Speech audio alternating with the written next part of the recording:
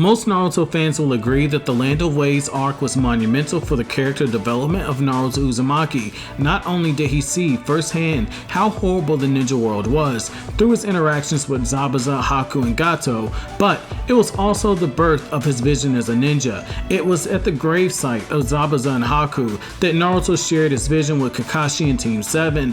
It was so big of a moment in his journey as a ninja that Kakashi went as far as to tell the reanimated Zabuza and Haku just how much Naruto was impacted through their interactions when they fought. That brings us to the topic of this what if, which is what if Haku never died? How would the Naruto story change? Would it be for better or would it be for worse? Well, in today's video, we're going to look at just that scenario. In order for this to happen, we must go all the way back to the very first arc of Naruto, which is the Land of Waves. Originally, Haku died giving his life to protect Zabuza, which is where our change would occur. Instead of telling Zabuza that he was about to end the fight, Kakashi would immediately summon his pack of ninja dogs and hold Zabuza long enough for him to rush him through his hidden miss jutsu and nail him with the lightning blade straight to Zabuza's heart.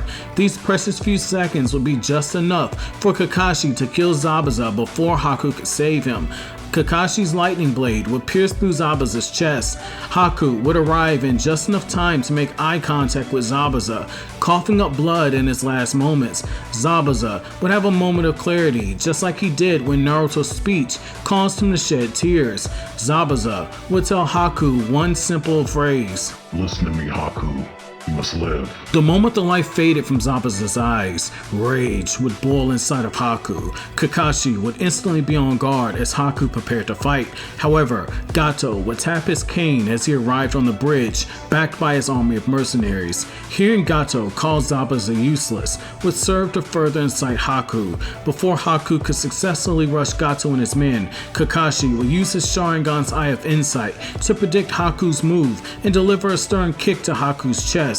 After turning to face Gato and his men, Kakashi will look over his shoulder at Haku as he spoke. "Zabuza told you to live. Don't throw your life away. I'll handle Gato. Haku, stand down." Because Kakashi wouldn't have wasted additional chakra, speed blitzing Zabuza, delivering a handful of powerful taijutsu blows to him, Kakashi would have more than enough chakra to rush Gato. However, instead of killing him, Kakashi would simply knock him unconscious. In another series of quick movements, Kakashi, with his chakra waning, would knock out a few of the mercenaries with swift strikes before placing a good number of them under genjutsu, leaving them unconscious. Given Kakashi had enough chakra to produce a large number of shadow clones, which came after he manhandled Zabuza, disabling his arms in the process, then I see no reason for why Kakashi wouldn't be able to pull off this feat.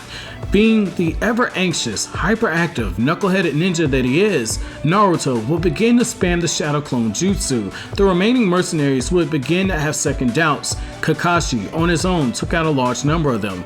Naruto was now forming Shadow Clones. Inari would suddenly show up with the villagers from the Land of Waves. Being the cowards that they are, Gato's men would flee. After burying Zabuza, Kakashi would proposition Haku with returning back to Konoha with Team 7, telling him that Zabuza wanted him to live, and the best way to live would be to start his life over, free from mercenary life, having to look over his shoulder on a daily basis. He would point out that Haku really wasn't cut out for it, because if he was, he would have killed Naruto and Sasuke without a second thought. He would say that he suspected that Zabuza knew so as well, hence his dying words were to tell Haku just to go on with his life in order for him to live. Though doing so would be a risk, I believe that the third Hokage would allow Haku in the village. Having yet another Kekkei Genkai for Konoha would prove to be a valuable military asset. Given Haku's nature, I don't believe he'd be sent to the Anbu, though someone like Danzo would likely press this. Since you have to look at it from this perspective, Haku's heart wouldn't be able to handle the darkness that came with being in the Anbu. Instead, Haku would likely be assigned to a team where, after proving himself to the village, Haku would either be allowed to take the chunin exams as a part of a team, or a special exception would be made so Haku could take the exams alone, just like they were for Itachi Uchiha, which I've already covered in another video that you can find in the Naruto Explained playlist, and I might have it in the end credit scene for this video as well. In my opinion, given Haku's skill set was easily above Genin and easily above chunin, I believe he would be allowed to take the the exams alone. Haku would easily pass the first exam because of his ice mirrors. During the Forest of Death, it could get more interesting. Haku taking the test alone could make him a target. It's for that reason I see two scenarios unfolding. In scenario 1, Haku steamrolls through the exams unless he has to fight someone like Gaara or someone like Neji, and even then I think that it's possible that Haku wins. More than likely, Haku would end up breaking Itachi's record for finishing the exam, the same record that Gaara broke, which will be left in the annotations at the top of this video. Scenario 2, Haku would make a truce with Team 7 and he would work with them to collect the Heaven and the Earth scrolls, much like Kabuto did in the manga. Just like he did originally, Naruto would show up pretty soon after the fight began. In the manga version of this fight, Naruto is eaten by the snake summoning and still shows up to save Sasuke and Sakura in the very same chapter. I believe seeing Naruto and Haku standing side by side would be enough for Sasuke to overcome his fear, which means he would never offer his scroll to Orochimaru, which means Team 7 would still have their original scroll. I don't think it would be too out of the far-fetched idea for Naruto to not be pushed to the point of using his Kyuubi chakra. Originally, after the snake attacked Naruto, Naruto's eyes took on the appearance of the Kyuubi, and Orochimaru's interest briefly shifted to Naruto, which is where he put on the 5-pronged seal on top of Naruto's 4-pronged seal. Instead, I believe that Haku would easily deal with the second snake summoning, which is entirely possible since Sasuke was able to take it out with a few kunai in chapter 47. The third snake summoning would be dealt with very swiftly by Haku and Naruto. Seeing Haku, the ninja who demolished him in the Land of Waves, and Naruto, the seemingly talentless deadweight member of his team, pushed Orochimaru back would cause Sasuke's Uchiha blood to boil much faster than it did in the original story. With the Sharingan activated, Sasuke would join in the fight. Between Haku's ice release, Naruto spamming shadow clones, and Sasuke's superior shuriken jutsu, Orochimaru would have his hands full if he continued to fight in a very suppressed manner like he did in the manga. Though the three would be relatively new as a team, the three would prove to be a tough enough challenge for a suppressed Orochimaru. Sasuke's usage of the Eye of Insight via the Sharingan would allow him to read Orochimaru's movements and coordinate his attacks appropriately with Naruto and Haku. Using the diversions of Naruto's shadow clones and the swift attacks of Haku, Sasuke would be better positioned to ensnare Orochimaru in his Sharingan windmill triple blade attack, which he followed up with the Dragon Fire Flame Jutsu.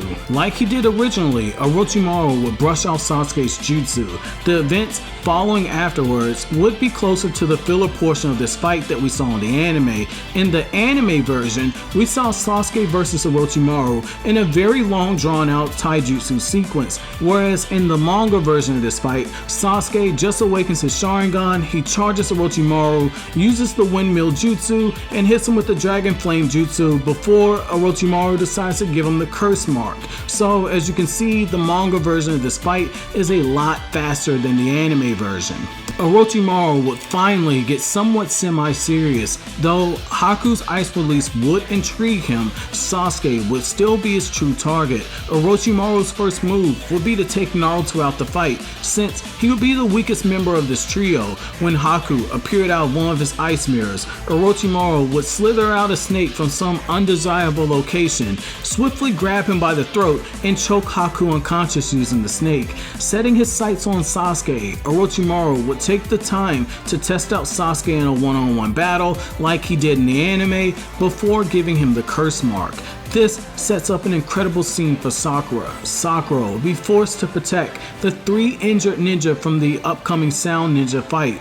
Though I believe that Haku would awaken a bit sooner. If Haku awakens at the time when Rock Lee arrives, then things could get really interesting. Lee was able to speed blitz Dosu, and if not for Zaku softening the ground, I believe that Dosu would have been taken out, since that is what was implied in the manga. I also believe that Haku would move very quickly to take Dosu out of the fight, which gives Rock Lee the opportunity to take out Dosu. With Dosu and Zaku out of of commission, the last member of the Sound Trio would be defeated in a 3-on-1 effort, which I do believe would happen. Shortly after Rock Lee showed up, Sakura was still resolved enough to throw some of her kunai, which does show that she has some resolve to fight, especially when you consider her failed efforts after Rock Lee was defeated, with the Sound team being taken out. If the Sound team does have the scroll that Team 7 needs, then Team 7 would have their required second scroll. Having protected Sakura, Lee would meet back up with Neji and Tenten, who, it should be noted, were on their way because Rock Lee was running late, and Lee would tell them that he had no real luck in finding a second scroll. From here, things get really interesting. Kabuto approaching Team 7 is less likely to work since they would have a scroll and they would have less reason to trust him. Haku would also likely see through this deception. The fact that the Sound Ninja were defeated would give Kabuto enough information to give to Orochimaru. Instead, Haku would quickly take the scroll from another team and Team 7 would advance to the third round much easier. It should be noted that due to Sakura not being forced to push herself as much as she did originally, then her character arc could take a step backwards, at least until she got to the battle with Ino, though it should be noted that this opens up the door for Ino to defeat her during their fight. With the Sound Ganin out of the chunin exams, there would still be a high number of Ganin still taking the exams. Originally, there were 20 Ganin after Kabuto dropped out. With the Sound 3 no longer participating, this would mean that the preliminaries would be down to 17 Ganin, but the inclusion of Haku would make the total number 18. This means that the preliminaries would still happen before we advance to the final round.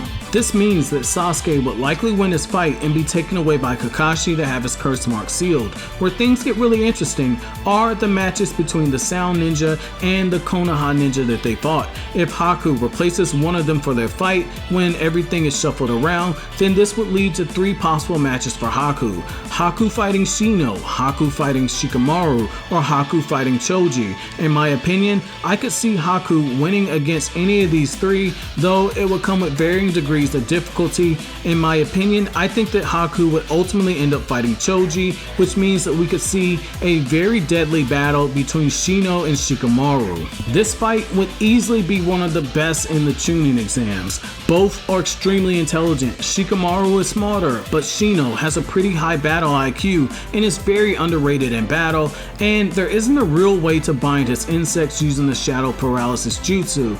I would give an edge to Shino because using Shadow Paralysis for an extended period of time takes a toll on Shikamaru's chakra, though it should be worth noting that Shino's bugs would create a lot of shadows for Shikamaru to use, so in theory it is possible, leading to Shino being caught in his jutsu. If Shino's bugs do come from underground or Shikamaru's blind side, then Shino would have an opportunity to win because his bugs can eat away at the chakra. If Shikamaru hits him with his Shadow Paralysis Jutsu, then Shikamaru would win. Due to the many moving factors in this fight and the many different things that can't be taken into consideration because of these 2 set of skills, I'm going to call this fight a bit of a draw, but feel free to let me know down in the comment section which one of these guys you think wins. The rest of the preliminaries will proceed as normal. However, where things get interesting is the final round. Instead of having 9 participants like originally happened in the manga, the total number would be 7, since Ino and Sakura would have double eliminated themselves in this scenario, and Shino and Shikamaru would have ended in a draw. This would mean that we will see either Haku versus Kankuro or Haku versus Tamari. With the chunin exam's final round having the matchups finally set, the next few weeks would occur just as they did originally. Sasuke would train with Kakashi, and Ebisu would originally take over Naruto's training and would eventually get relieved of doing so when Jiraiya shows up in the story. As Jiraiya stated in chapter 91, part of the reason why Naruto struggled to walk on water is because he had the even and odd seals placed on him by the 4th Hokage with his 4-pronged seal and by Orochimaru with his 5-pronged seal, and so it was messing up with this chakra flow that he was getting from both himself and from the Kyuubi. Since Orochimaru would never never have placed the 5-pronged seal on Naruto, this would not be the case. This would also mean that after Jiraiya is caught peeping on women, he would go on to train Naruto. Jiraiya would know immediately that Naruto was Minato's son, hence he would still take a bit of interest in him. The chunin exams would proceed as normal. Naruto would still give Neji the uppercut from hell. Sasuke versus Gaara would be postponed because Sasuke and Kakashi would be late. Kankuro would drop out so as to keep his puppet master jutsu a secret, which would lead to Haku versus Temari. This would be a really good fight. Haku's speed and throwing speed are faster than Tintin's, which means that he wouldn't be defeated off screen like Tintin was in the manga. Temari would be forced to fight from a distance since getting too close to Haku would place her in danger. It, in my opinion, would be a really close fight, but the ability to use his ice mirrors gives Haku an advantage, though it should be noted that if Temari can create a wind strong enough to destroy the mirrors, she stands a better chance of winning. However, this will require an insane amount of chakra that I highly doubt that Temari will be able to generate because Naruto had to tap into Kyuubi chakra in order to crack these mirrors. Sasuke versus Gaara would proceed as normal, however, there would be a small difference, and this would be how Haku would likely join the team that is backing up Sasuke. It's very debatable if Shino would follow after the Hidden Leaf Village is attacked, since he wouldn't have the same incentive to do so. He wouldn't be near the participants of the exam, which means that he wouldn't notice the change in behavior of Kankuro and grow suspicious, and it likely means that his guard is lowered, and so when the Sound Ninja and the Hidden Sand Ninja begin to attack the village, he's likely caught in the Genjutsu. If we assume that Shino doesn't follow,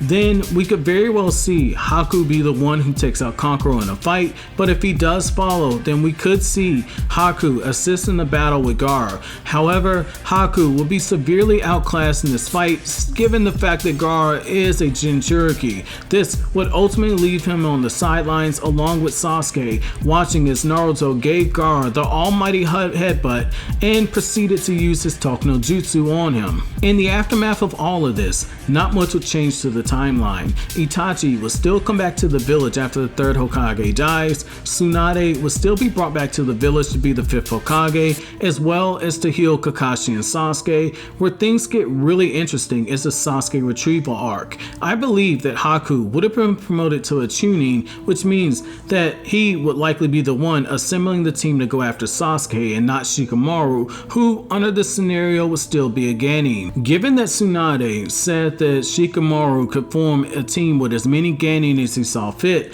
Haku would likely form a team of Naruto, Shikamaru, Neji, Kiba, Choji, as well as Shino. The reason I feel that Shino will be added is that someone like Haku is likely to see the value of Shino in a mission like this, where he can use his bugs to assist in scouting out an area much further ahead. The battles that follow will be slightly different. I do believe that Choji will still fight Jirobo, but I do believe that Shino would ultimately end up assisting either Neji or Kiba in their fight, whoever Shino decides to aid. I don't believe that their fate will be as bad as it nearly was, where in the original manga, Akamaru was near death and Neji was also near death as the result of his fight. Where there will be a major change will be the battle with Kimimaro. I believe that Haku might attempt to distract Kimimaro long enough for Naruto to take the container that Sasuke was inside of, but given how quickly the time passed between the first exchange between Kimimaro and when Sasuke finally broke out the container,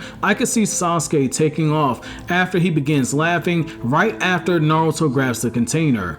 This would mean that Sasuke would pop out, begin laughing, and run off, which would leave an opportunity for either Naruto or Haku to chase after him. I do believe that Haku would tell Naruto to go on ahead and find Sasuke, leading to a battle between bone and ice. At first glance, I could see Haku losing this fight for quite a few reasons. Kimimaro was able to manhandle a large number of Naruto's shadow clones that did have some of the Kyuubi's influence affecting affecting their movements. With that being said, Haku's reaction speed is insane, and the potential for Haku freezing some of the bones of Kimimaro is a very real factor that needs to be put into the equation. While Haku is using a combination of ice jutsu to fire off projectiles and throwing his needles would allow him to fight from a distance, I could see the balance of this fight tipping against him and more so in the favor of Kimimaro. Kimimaro wasn't a slouch. You have to remember, this guy fought 2 Jinchuriki and fought Rock Lee back to back to back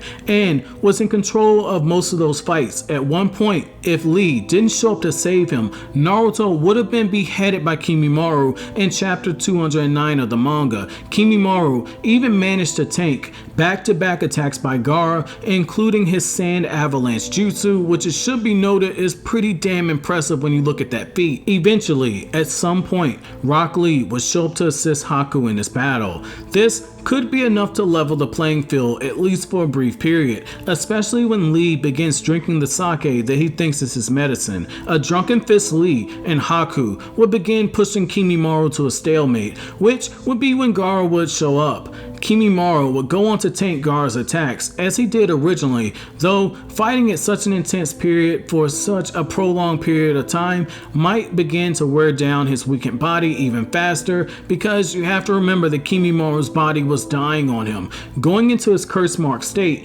Kimimaro will pull out his spinal cord, using it as a weapon as he began to push the 3-man team backwards. Eventually, Gaara would still find a way to bury him under 200 meters of pressurized sand, and Kimimaro would still attempt to have one final attack before he died. From here, not much would change. Naruto would still lose to Sasuke at the Valley of the End, which would lead to Sasuke joining Orochimaru. During the 2.5-year time skip, Haku would likely be promoted to Jonin alongside Shikamaru, Neji, Kankuro, and Tamari. Where things get really interesting is the return of Naruto Uzumaki. Team 7 would be down one member, and Tsunade would have the leverage to place Haku on Team 7 instead of being forced to choose side. He would be more than accomplished enough, and there would be enough chemistry with Team 7 that Danzo and the elders couldn't overrule her decision. This would lead to Team 7, now with Haku as a member, going off on the Kazekage rescue mission. And I know someone's gonna say, well, Danzo didn't appear until after the fact. I'm bringing this up earlier in the timeline, given the fact that that's something that always bugged me, that Danzo didn't bring this up when Naruto first arrived back in the village. So I thought it'd be better to go ahead and address that here and now. Haku being on Team 7 changes things drastically. By the time the fight with the Akatsuki occurs, we could see Haku staying behind to aid Sakura and Chiyo. Having someone of a Jonin rank assist them in the fight would ease Kakashi's confidence as he raced after Naruto, which means that his attention wouldn't be as divided as it was in the original story. Though it should be noted that if Haku were to travel alongside Kakashi, then Deidara would likely get defeated a lot sooner and wouldn't be able to escape, because Haku possesses enough long-range jutsu to pose a problem for Deidara and could work in conjunction alongside Kakashi's Kamui in order to bring him down and cut down on the possibility for Deidara managing to crawl off and escape. However, because in this scenario Haku would be staying behind, this fight would be way more intense than it already was. Being the skilled puppet master that she is, Chiyo would manipulate Haku and Sakura as the three of them dodged Sasuke's poison needles. While Sakura battled away the attacks of the Iron Sand, Haku would begin attacking from long range, coordinating his attacks during the brief moment that Sasori is preparing his counter-strike on Sakura. The 3-man team would force Sasori to use his army of puppets a bit sooner. An all-out melee would break out. Haku, Sakura, Chiyo would go to war with over 100 puppets. The various parts of puppets would begin to litter the cavern floor as the dwindled down numbers began to follow through. Once enough chaos has died down, Haku would attempt to use his ice mirrors on Sasori, stepping over all of the puppet heads in the process as he weaved the hand signs for the jutsu. But with Haku being there, Sasori wouldn't be able to swap bodies with one of his puppets when he stabbed Sakura. Eventually, Eventually, Sasori would be brought down and he would disclose the information about Orochimaru. From here, the battle with Data would play out much as it did in the same, with him slipping out without being captured. Shio would still give her life for Gaara, which would make Haku think back to that moment over 3 years ago when Zabuza told him to live. After getting back to the village, Team 7 would have a small window of downtime before being sent off on a mission to meet Sasori's spy at Tenchi Bridge. With Kakashi out of commission, it remains possible that Yamato is still chosen to lead Team 7 because he would have the first Hokage's wood jutsu to control Naruto in case anything went wrong, though it is possible that Haku is given orders to lead the team and Tsunade has another sealing scroll made for the event that Naruto does have the chakra leak out, which will be a scroll similar to the one that Jiraiya gave to Kakashi. In my opinion, the likely scenario is that Yamato replaces Kakashi on this mission. It would also be here that Danzo would make his move. Knowing that Orochimaru had a spy on the bridge, he would send Sai with the intention of meeting up with Orochimaru, first telling Orochimaru that they're working together to bring down Konoha, while Sai goes through with his mission to assassinate Sasuke so as to keep Orochimaru from getting the body he needs to use the living corpse jutsu. Sai would have to maintain his distance, but for a member of the Foundation, I don't believe it'd be that hard for him to do so. During the chaos of Naruto versus Orochimaru, Sai would begin moving into position where he could speak with Orochimaru alone. Yamato's wood clone would see the betrayal happen in real time, but his best option would be to observe everything and not to go into action. Sai never meeting Naruto means that he'd never become curious about the bond between Naruto and Sasuke. Sakura would never find Sai's art book, which would be her way to appeal to Sai's humanity. This would mean that Danzo's agenda has a better chance of being furthered. However, Yamato would have a tough decision to make. Does he send the wood clone after Sai and accompany Team 7 to find Sasuke, or does he allow Sai to do as he pleased? Because Danzo is too great of a risk. Once Team 7 arrives at the hideout, Yamato would send an additional clone after Sai. Originally, Sai didn't dare to attempt to fight Team 7 in the hideout, saying that it was pointless given their numbers and that they had essentially blown his mission.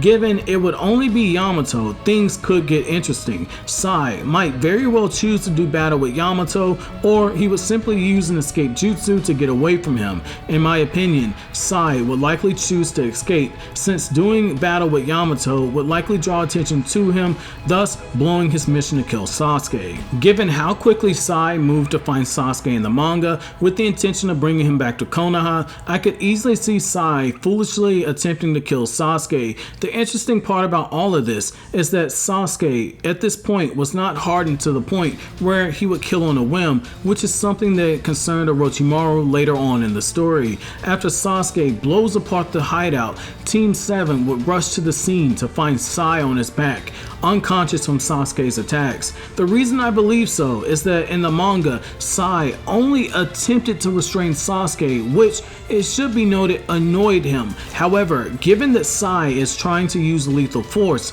I believe that Sasuke would take the level of aggression up several levels given the fact that Sai is trying to take his life. From here, Team 7 would go on to be demolished as they were in the original story. After returning back to the village, Danzo would have to answer for going behind the back of the Hokage to have Sasuke killed. The passionate debate would ensue between Tsunade and the elders. Rogue ninja, according to village law, were to be killed. It was an unwritten rule in the ninja villages.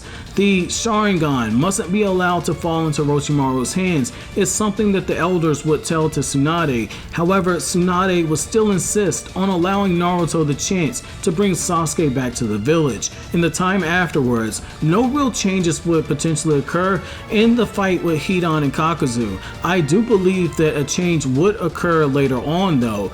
On one hand, I could see Kakashi wanting to go after Hidan and Kakuzu, partly to protect Asuma's students as they went out for vengeance, but also to get justice for his fallen friend Asuma. However, staying behind to train Naruto would be of utmost importance. Naruto's jutsu was almost complete, but if Kakashi wanted to, he could stay behind to oversee Naruto's training and send Haku in instead.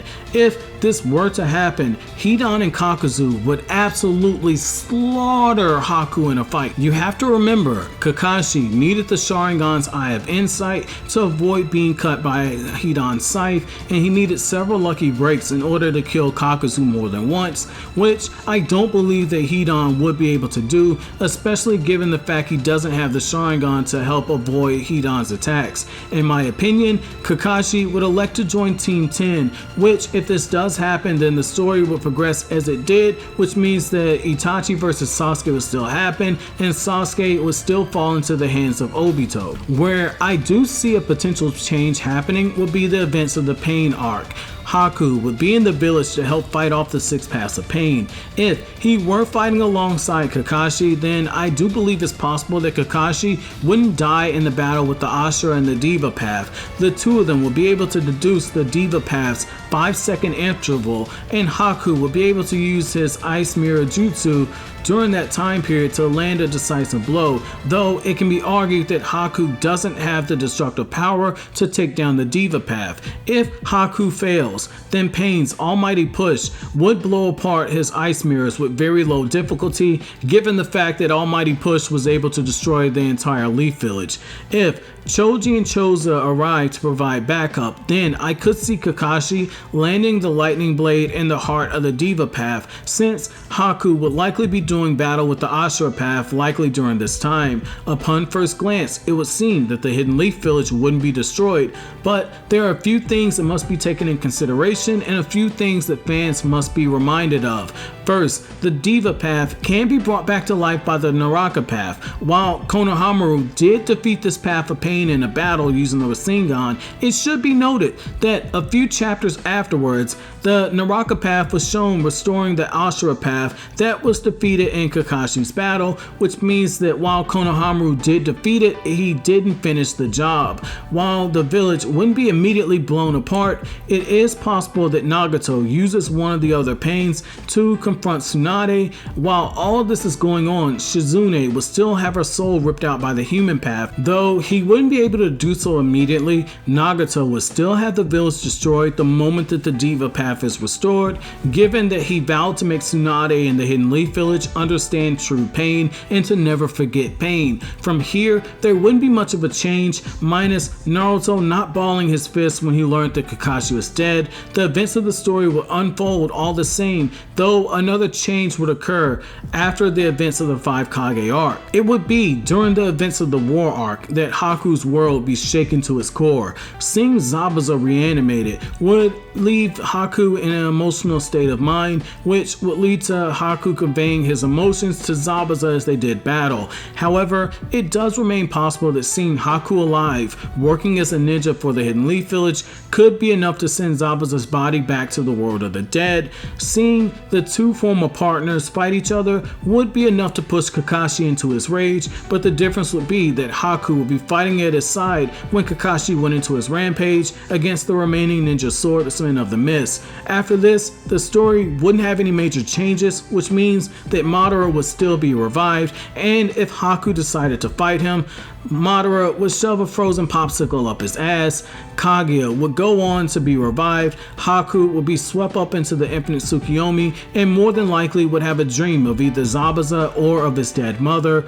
and Naruto would go on to defeat Sasuke in their epic battle where each of them lost one of their arms. Well guys, that's it for my what if today. So as you guys can see, some major and some minor changes did occur in this scenario. I'm hard at work on the next Naruto what if, but feel free to leave your suggestions in the comment section, and if I like it enough, I'll begin writing a script for it. But as always guys, if you like anything I had to say, don't forget to comment, rate, subscribe, share. Thank you so much for watching the end of the video guys. Have an awesome day.